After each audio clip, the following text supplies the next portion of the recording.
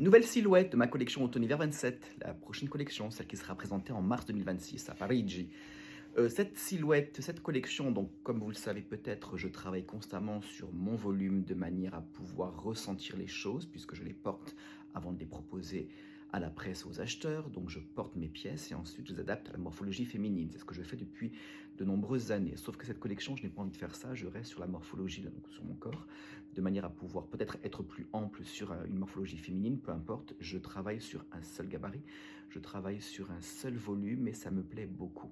Cette nouvelle silhouette, donc j'ai travaillé sur le rectangle, j'ai découpé un rectangle dans un crêpe de soie moutarde, j'adore le crêpe de soie et j'ai façonné une silhouette qui en fait au final une espèce de grand top, un grand t-shirt en crêpe de soie cousu main sur lequel ensuite j'ai construit avec une autre matière des fleurs puisque la nature m'inspire énormément. Ces fleurs, donc j'ai créé à peu près 200 fleurs que j'ai ensuite cousues sur le haut de cette pièce de manière à remplir le haut de la silhouette et à faire justement une double silhouette.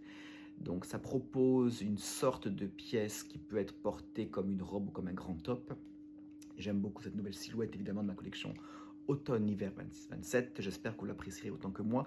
Construction fait main, depuis quelques saisons, je n'ai plus envie de travailler avec la machine, c'est un travail fait main, c'est un travail de fou, mais je m'en fiche parce que je m'éclate.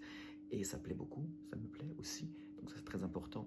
Les fleurs sont toutes construites avec cette matière comme ça, multicolore. Et encore une fois, ce qui est très intéressant, c'est de travailler à plat sur un volume qui est un volume géométrique, un grand rectangle. Ensuite, les fleurs sont toutes identiques.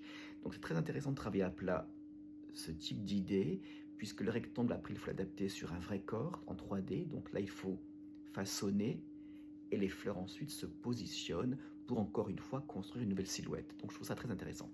J'espère que vous l'adorerez autant que moi. À très bientôt pour la suite des aventures d'un créateur de mode à Paris. Bye bye.